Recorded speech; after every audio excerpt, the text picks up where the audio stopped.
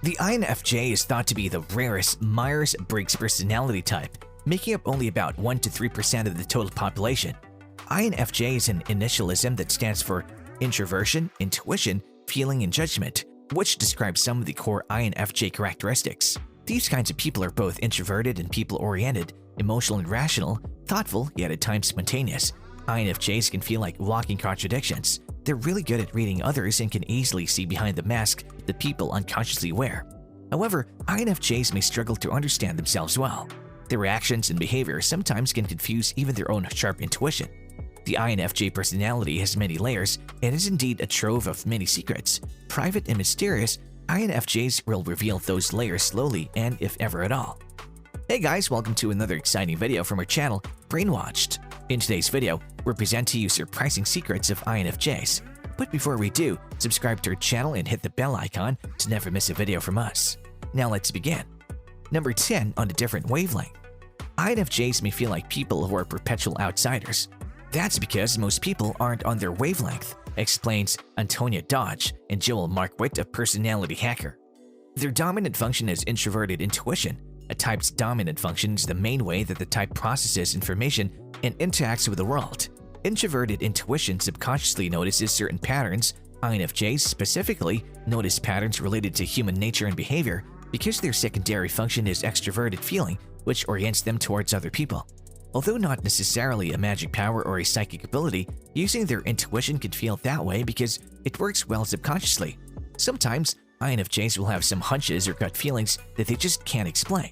The INFJs may know something without quite being able to put their finger on why or how they know it.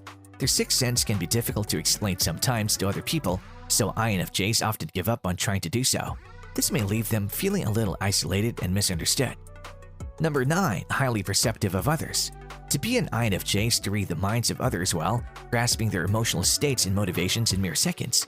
But others don't seem to get them as easily as they get them. INFJs are highly perceptive of others, but they don't just remember small details like their coworker's birthday or how they take their coffee. In fact, they're the big picture thinkers. These small details may escape even the most observant INFJ. People of the INFJ personality use their intuition to penetrate to the bottom of the surface. They get into other people's heads and figure out what makes them a tick. They often know when someone is lying to them and even to themselves. INFJs aren't consciously aware of how they know so much about other people, and they'll probably never reveal the secret of just how deep their knowledge runs. Number 8. Absorb other people's emotions. It's not very unusual for INFJs to absorb other people's emotions. They don't just sense the emotions of other people, and sometimes they actually feel them in their own bodies. According to Dodge, no other personality type does this quite like them. Some INFJs even report absorbing the emotions of total strangers. An INFJ may suddenly feel grumpy, only to look around the room and discover a grumpy-looking person who's just walked in. The closer the person is emotionally to the INFJ, like a spouse or their best friend, the more likely it is that they will absorb that person's mental state. To feel not only your own emotions, but also those of other people can be overwhelming sometimes. But the INFJ's ability can be also used to bring healing and comfort to others. The ability to unconsciously absorb other people's emotions with very little information to go on, and how can that not be called a superpower? Number 7. Amazing long-range forecasting abilities. At times, INFJs might feel like prophets or psychics, as what they predicted comes true, but they don't necessarily have a crystal ball. Rather, their introverted intuition helps them see the big picture, notice certain patterns, and make predictions for future based on the patterns they've observed. They see what could be and not necessarily what will happen with absolute certainty. Nevertheless, mature INFJs have honed their forecasting abilities well now. Number 6. Both emotional and rational. Although sensitive and emotional, INFJs often are mistyped as INTJs, their thinking twin. Due to their third function, introverted thinking or TI paradoxically can be quite analytical and scientific. They may enjoy careers in technology, the sciences, and also in research. As the extroverted feeling is their second function and introverted thinking is their third, these two functions are fairly balanced in the INFJ. Indeed, they don't outwardly appear as emotional as the ENFJ or ESFJ, whose feeling function is the dominant one. It's said that the INFJ can be too emotional sometimes for the thinkers, but too logical for the feelers. This common sense comes in handy, making them well-balanced and rounded. Number 5. Creators of deep emotional intimacy. In the presence of strangers or casual acquaintances, INFJs might seem a little reserved and shy. In reality, they're extremely relational, and it just might take them a while for this side of theirs to come out. As if they feel other people's pain and joy, they're able to truly walk in another person's shoes.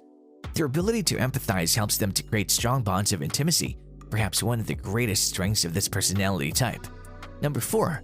True introverts. INFJs are sometimes called extroverted introverts or even ambiverts at times. They get this nickname because they can be passionate, enthusiastic, and talkative only when in the presence of someone they feel comfortable with or know for a long time.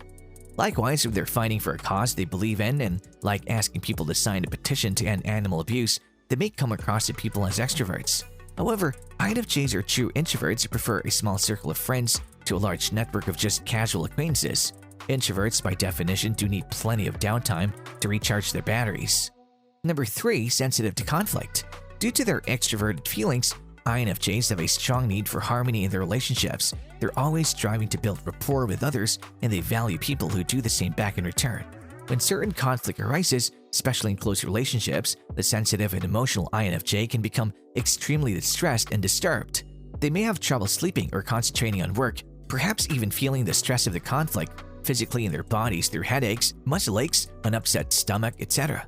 This doesn't mean that the INFJs could avoid conflict altogether, although unfortunately many of them have a learned tendency to do just that. They must learn to set healthy boundaries and stand up for their needs. Perhaps it's better than many other personality types. They can do this in a diplomatic way using the warmth and understanding that flow naturally from their extroverted feeling. Number 2. End up in one-sided relationships. Many INFJs are great listeners because they truly care about others, and as introverts, they rarely feel the need to be in the spotlight. Likewise, they enjoy helping others understand their emotions and to grow. They have been nicknamed the counselor personality for a good reason. Although these abilities allow the INFJ to create a level of emotional intimacy in their relationships like few other types can, it also means that they tend to get ensnared in one-sided relationships. One-sided relationships occur when other people take more than they give.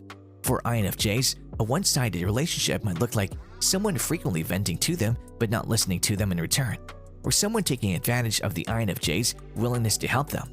Also, it could simply be that the other person gets more enjoyment out of the relationship than the INFJ does, and when this happens, they're inclined to just go along with it, not wanting to hurt the other person's feelings.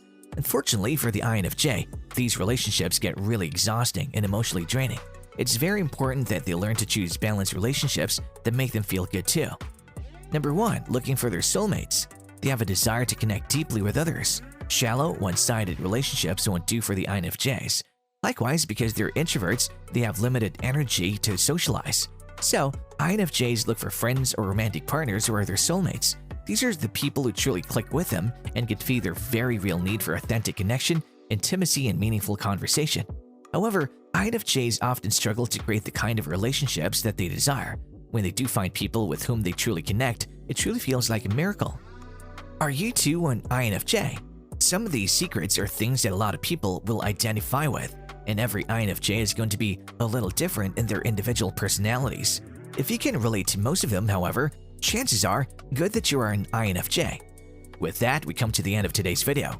Do let us know in the comment section below. If you enjoyed watching this video, then do leave a like and share it with your friends. For more such videos, hit the red button below and subscribe to our channel.